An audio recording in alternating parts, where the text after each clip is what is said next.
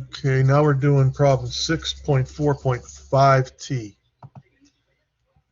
6.4.5T. Assume that the females have pulse rates that are normally distributed with a mean of 75 and a standard deviation of 12.5.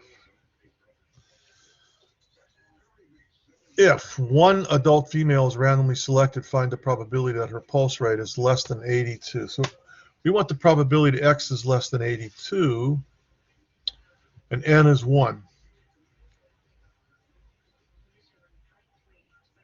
So we still have the stat disk open, but now I have to go. First thing I do once again is change the mean to 75. Standard deviation I change to 12.5.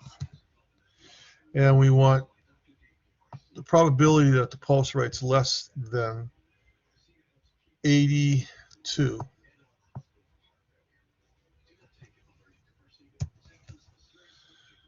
Okay, compute.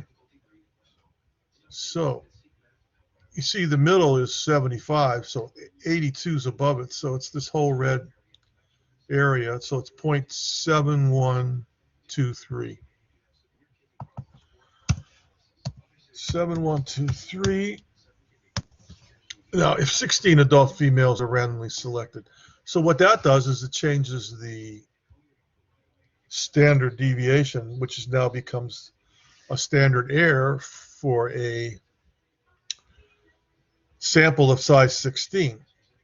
By the central limit theorem, I have to change this to 12.4. I think I could do this. 12 divided by the square root of 16, which we know is 4.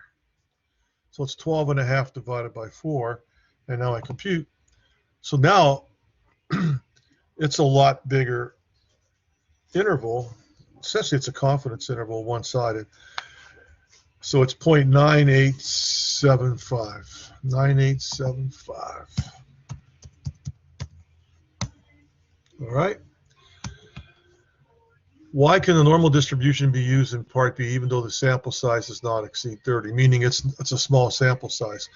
It's because if you read, it says, assume that females have pulse rates that are normally distributed. So if the population is normally distributed, then so is any sample.